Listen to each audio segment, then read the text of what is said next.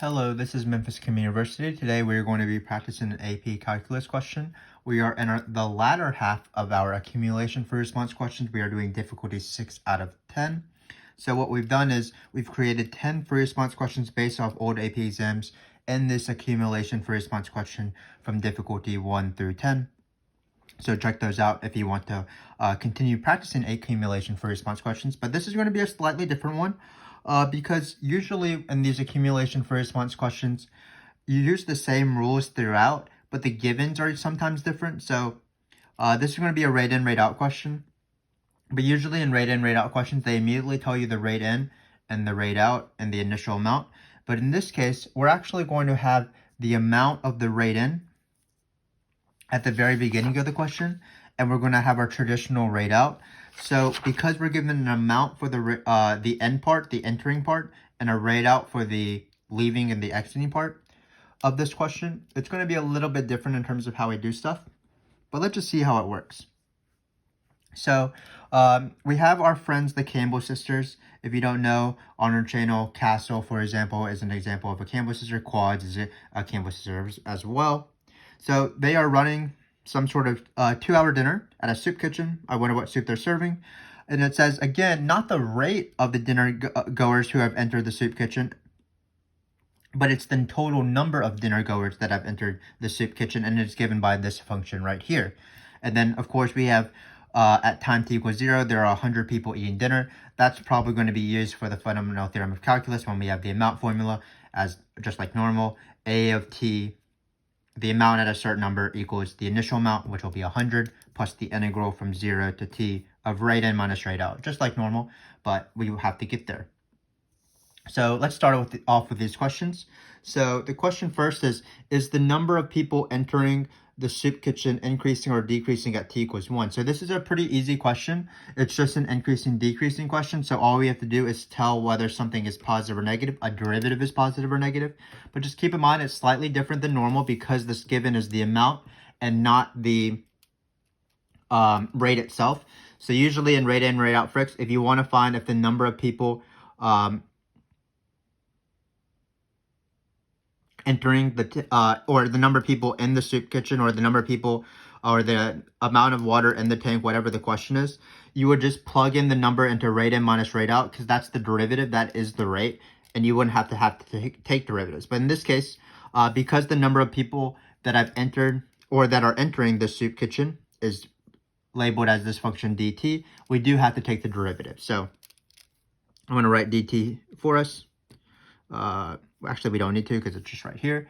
And then, again, we need to find d prime of t at 1. Because this will tell me whether the derivative is positive or negative, which will tell me whether dt is increasing or decreasing. And so in this case, we do have to actually take a derivative of the given. This is not usually the case because usually we're finding whether the amount's increasing or decreasing, and we're given the rate in and rate out. So we just plug in that number into the rate in, rate out. So that's why these increasing, decreasing questions have some sort of nuance here. But we do have Freddie here. It is calculator friendly. This is my friend Freddie. He's going to take the derivative, so we don't actually have to take the derivative. Freddie's going to do it for us. So we're going to write math. We're going to go down to derivative just like normal. We are going to hit x because I like to use x's. And then we're going to type in this function slowly. So it looks like we're going to have that 12x cubed, keep going down, minus 8x squared, keep going down, plus 6x plus 1, or minus 1, but that won't matter when we take the derivative. And then we're going to plug in the number here, and the number is going to be 1. So this number is 27. Let's use the correct units. We might as well. So d of t is in people, or dinner goers. So it's going to be in people, and then per the time period over hours. So basically for every hour at 1, 27 people are joining this dinner, which is lovely. So this is the derivative. Because this is positive, that means, of course, that the number of people entering the soup kitchen is going to be increasing because its derivative is positive. So the number of people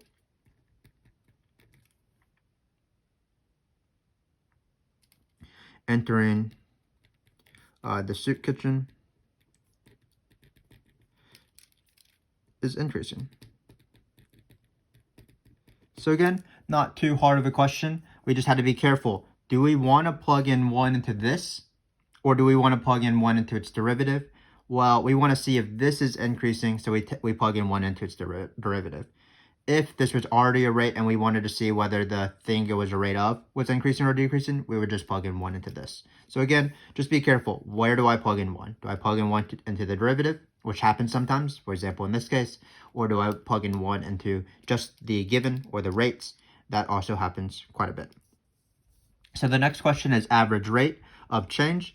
Remember that average rate is a lot different than average value.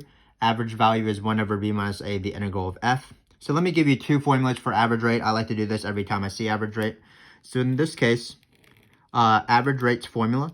The first one, using that formula for average value, you can consider average rate as the average value of the rate, or the same thing as the average value of d prime. So you could do 1 over 2 minus 0, because that's the length of this interval, 0 to 2 of d prime of t. You could also do, if you apply the fundamental theorem of calculus, we get this formula. So there's two valid formulas. They are equally valid. They are equally true. The question is, which one should we do? It's always based off the given. So in this case, like the normal case for average rate of change, usually you do algebra slope on this function because the function is given. So I'm going to be doing this formula. Well, keep in mind that average rate of change is sometimes this formula. So for example, if they had given me d prime, I would be using this formula because it's easier to use because I can just type this into a calculator. So again, it's sort of this argument of which one should I do, just like in this question, should I take a derivative or not? And it's all based off the given. So for example, if they said the rate of change is blah, blah, blah, blah, blah, find the average rate of change, you would be doing this formula right here because the given matches the thing you're taking the average of. But in this case, because we are given d and we want to find the average rate of d, which is the same thing as the average of d prime, we're just going to use the algebra slope formula. So all we're going to do is we're going to take this function right here. We're first going to plug in 2. So I'm going to write 0.25 times 2 to the 4th plus 12 times 2 cubed minus 8 times 2 squared.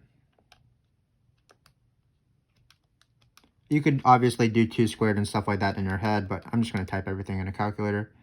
And then it's going to be minus 1. So it's going to be 79.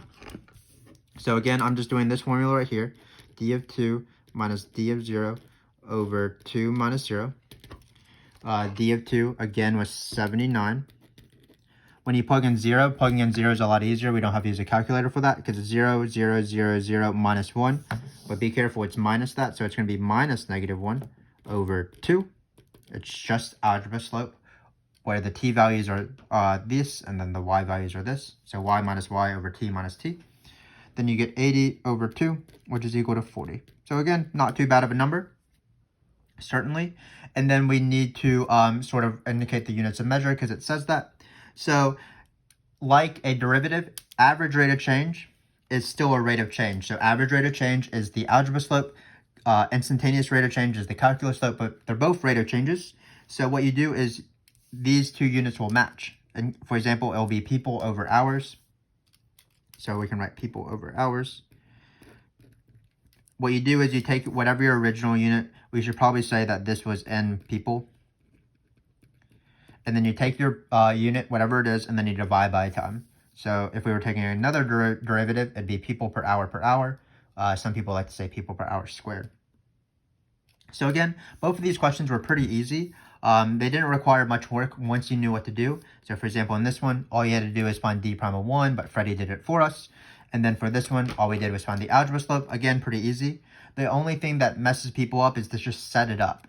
These questions are some of the easier questions because you have a calculator. You don't have to do any of the integrals by hand. So as long as you can set it up, that's the hard part of the question. And when you set it up, what you're trying to decide is just what formula do I use? Do I plug one into the derivative, or do I plug in one into itself? Do I do algebra slope here, and do I do this average value formula? And what you want to think about is just what is the given, and the given will determine which one you do for either one. But now let's look at this trickier question. So this is the question that we've been sort of avoiding. So this is the famous amount formula question. This has appeared on a lot of these videos and prior videos, accumulation free response questions, since the very beginning. But remember that the formula is A of t. This comes from the fundamental theorem of calculus. It's the initial amount because that's when the amount was given at the beginning. T equals 0. There's 100 people. We'll replace A of 0 with 100 later. Then we're going to write 0 of t. And then the formula is rate in minus rate out. But in this case, rate out is not that bad. It's just like normal. It's just whatever this given is. We're going to change it to x's because we only want to plug in numbers into the top here. But keep in mind that the rate in is not this function. That's why this free response question is a little bit weird. It is actually the derivative of this function because this is the amount of people who have entered the soup kitchen after so many hours. So what we need to do is we need to take a derivative of this function in order to have rate in. So we're going to have d prime of x minus L of x. So instead of the normal d of x minus L of x or rate in minus rate out, in this case we had to actually find rate in. It wasn't a given. So let's replace some of the variables with what they are in the context of this question. This was, of course, fundamental theorem of calculus. It has appeared in most of these videos.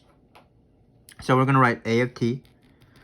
Again, the initial amount is 100, so we're going to start off with that. We're going to write plus 0t. Let's be very, very careful with parentheses like normal, so I'm going to leave some parentheses. Hopefully I left myself enough room. We will see. This is what it feels like to live life on the edge. Now we're going to take this function. Because this is rate out, the rate at which people leave the soup kitchen, we don't have to take its derivative because we're doing the integral of rate in minus rate out. We can just write this. But again, we're going to do it with x's.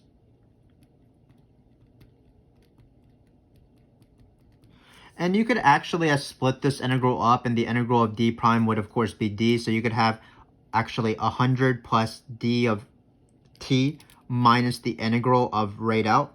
But I like to have my rate in, rate out questions be similar to what I'm normally used to, which is I always do it as the initial amount plus the integral of rate in minus rate out. So in this case, I'm actually going to find the derivative of this. It shouldn't be too bad. And I'll probably need it for this step as well when we do absolute max or min. So I might as well find it now. So I'm going to be doing the power rule. This 0.25 is actually great because it's 1/4. So when you drop the 4 to the front, it'll cancel out. So you're just going to be left with t cubed.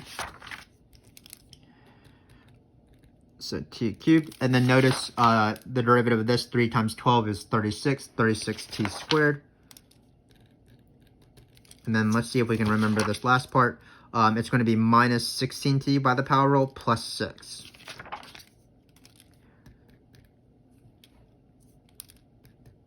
And that is going to be d prime. That's going to be my rate in. If we had a traditional rate in, rate out free response question that has appeared quite often on the AP exam, this would have been the given function as rate in, and then this would have been the function as rate out. But in this case, we have it a little bit differently, but we're going to replace this with this function right here. So it did require a little bit of steps, but in the end, we got there. So this is going to be my amount formula. When I find this, everything that I normally do, for example, when I find the amount formula, when I do the greatest, as we're about to do once we finish this question, it will become very similar to our difficulty number 2 video or difficulty number 3 video, where all we're doing is we're just doing normal stuff now because we have it in our normal setup. A of 0 plus integral of rate in minus rate out. So in this case, all we have to do to finish the question is just to plug in 2. Hopefully I wrote the question well enough where there's not going to be a negative number, but we will see. Again, when you type this out, you could simplify this if you really wanted to, but we do have the calculator, so as long as we're careful with parentheses, I don't really need to feel the need to simplify this out. So what we're going to do is we're going to have math. Let's actually round to the nearest whole number. I don't know how you take math tests. You might not add things to the question. But because we're just practicing, might as well try to catch all the tricks that they have. So we're going to have integral. We're going to plug in t equals 2. So we're going to plug in 2 here. Remember that when you plug in the 2, you're not plugging in the 2 anywhere over here. You're just plugging it into the top. That's a common mistake. So it's 0 to 2. And then we are going to type in this function right here. Again, I'm going to be very careful with parentheses. So let me go slowly because I'm really awful with the calculator. X cubed plus 36x squared. So this was right in. Remember, we had to actually find this. This was not given. We took a derivative of the amount of people that were coming into the soup kitchen. Then it's going to be x cubed minus 2x. Oh, I'm already typing it in wrong. I always forget to leave the exponent after I type it. Let's see if I remember it now. I did. So now I'm putting rate out also in parentheses to be careful. So there should be 2 parentheses at the end, dx, and let's just see what we get. Looks like we're going to get 155.3. So we can write this. It was 100 plus the integral from 0 to 2 of d prime of x minus L of x, rate in minus rate out, just like normal. And in the end, we are going to round to the nearest whole number. Don't miss a point on the AP exam just because you didn't round. So in this case, it's going to be 155 that are still in the soup kitchen after 2 hours. So again, let me just recap this because this question will be involved in the next question. So to find the amount, just like normal, it's the initial amount plus the integral of rate in minus rate out. Rate out was like normal. It was just given to me straight up, but rate in was not. So what I did is I just took the derivative of this to find rate in. So that's why it looks a little weird. It has a prime in one of them and a not prime in the other, because this was given and this is the derivative of that amount. Then once we found the derivative, it was a very similar question as we do normally. All we did was plug in 2, and Freddie actually did the most of the work to evaluate this integral. So now let's use this amount formula to find the greatest amount, which is going to be, of course, the closed interval method. This appears on quite a few free response questions as possibilities, and we have videos on this if you need help. But in this case, we're trying to find the number of people in this at which number. I don't even know if this makes sense. Find the time t at which the number of people in the soup kitchen is greatest. That does make sense.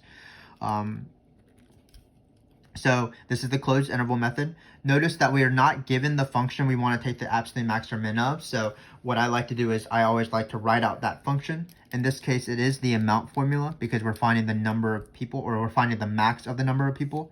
And we actually wrote it in this question right here. So let me just recopy this. So it's going to be 100 plus integral 0 to t, and then x cubed plus 36x squared minus 16x plus 6. I always recommend this step to my students, writing the locate, because it's easier to plug in stuff when it's written in front of you. Like, you might not need to, but it's just so much easier to plug in stuff when we do the table. When it's written in front of you in your own handwriting, so you're used to it, and it's just there sitting and staring at you, begging for you to use it. So I like to write out this locate step anytime I'm taking the absolute max or min of a function, even if it's the given. So the second step, of course, is taking the derivative. So when you take the derivative of this integral, you're just going to get rate in minus rate out. So in this case, it's d prime of x minus L of x. Because remember that the derivative of an integral, it goes away. The derivative of 100, of course, is 0. So be careful with that. And so you're just going to get this with t's instead, because we're plugging in t. Let me write that out. You don't actually have to write this out. You can just leave it as d prime and L, and you can just start plugging it in your calculator. But for now, just as instructive purposes, I am going to write it out. Again, being very careful with parentheses. Hopefully you can see that. We're setting this to be equal to 0. And we are going to use Freddie here. Whenever I try to find zeros, I like to graph it. So it's going to be x cubed plus 36x squared. Of course, I'm typing it in wrong, so let me start over. X cubed plus 36x squared minus 16x plus 6. Close those parentheses and then start rate in minus rate out. So rate out is just L of t. So it's x cubed minus 2x squared plus 8x plus 5. Close those guys. It looks like I typed it in right. So because we're only on the interval 0 and 2, remember that it's helpful to switch your window to be around that area. So I'm going to change it to 0.2-ish. We can just 0.4-ish. And then we can do it to 2.4. So I don't like to zoom in. I like to just change the windows to what it should be. Looks like we have 2 zeros. One right here, one right here. So let's find them and write them down. So we're going to go to second calc. We're going to get a 0. Left bound means go to the left of the number. So I'm going to scroll down, wait for that spider looking thing to cross it on the left. So this is the left. Right bound means go right past it. And then guess means guess, give Freddie some help. Looks like we're going to get t is equal to, sort of at the very beginning of the dinner, 0.102. And then we are going to find, again, using the same thing, the second 0. So left bound means go to the left of the 0. Right bound means let the spider pass the 0 and be on the right. And then guess is to guess. So it's going to be around the half-hour mark, 0.541. So these are my t's, not too bad. So then, of course, the final step is to construct a table. Probably the most annoying step, but in this case, it won't be too bad because we actually already found an amount in the previous question. So we're going to write 3. On the left side, you include your endpoints, which in this case were 0 and 2. Also, any critical points that fit within this interval. That was these two right here.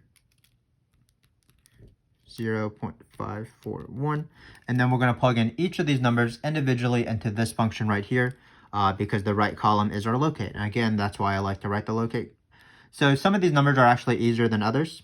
So 0, when we plug in 0, of course, we're just going to have 0 to 0. This integral is going to go away. The initial amount was 100. We also found the number of people at 2, which is pretty nice. It's 155. We can round everything to the nearest whole number again.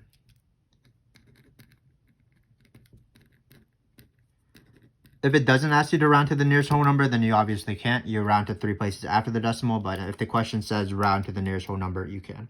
So now all we have to do is we have to, again, plug in these numbers into this integral right here. We're not going to plug it into any of this because that's not how it works. And what we can do is we can just go back to our math mode and we can just change the number 2 to be these numbers. So it's actually nice that we're not plugging into all of these because then I would have to change all the x's, but that's not the case. So we're actually almost done. Bear with me. We can do this, friends. We are almost done. So I'm going to go to the top of the integral and I'm going to type in 0.102 instead. Might not be that much of a difference between 100 and it's actually 100 when you round up. So that number wasn't very exciting, but hopefully 0.541 will be slightly more exciting.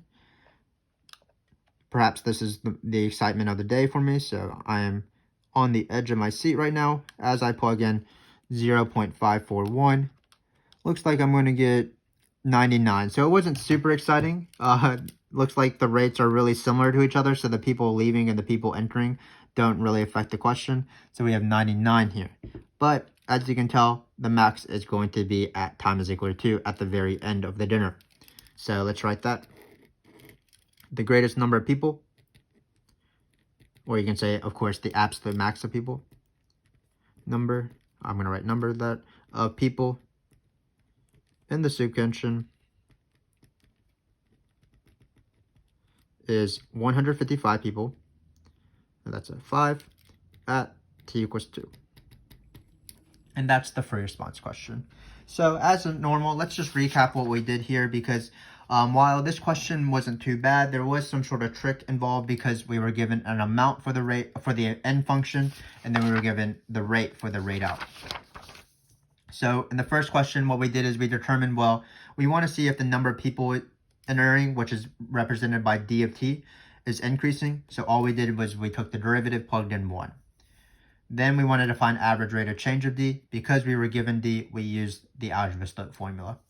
Both the units of the calculus slope, which is the derivative, and also the algebra slope, which is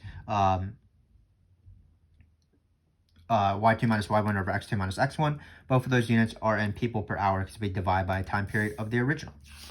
Then the key of this question was that the amount was a little bit different. It is still rate in minus rate out, but we were not given rate in, so we had to take a derivative of rate in. Or sorry, we had to take a derivative of this function to find rate in.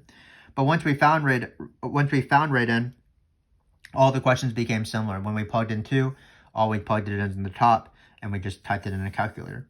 Same thing with the max or min process. We used the amount given right here, so we sort of forgot about that the rate in wasn't actually given because we just used rate in. We took the derivative, which involved just getting rid of the integral and the plus 100, set it equal to 0, let Freddie solve for those zeros, and then also we plugged in those zeros into the amount formula. So again, these accumulation free response questions don't get that much harder even if you're increasing in difficulty. It's just more tricks, or they just tweak the givens a little bit. They are some of the most highly scored AP exam questions on the exam year by year, but just keep in mind that the givens will be slightly different. So instead of normal rate in minus rate out, in this case, they gave me amount in rate out. You'll see, hopefully, that you'll continue watching this video series, but you'll just see that the givens are a little bit weirder.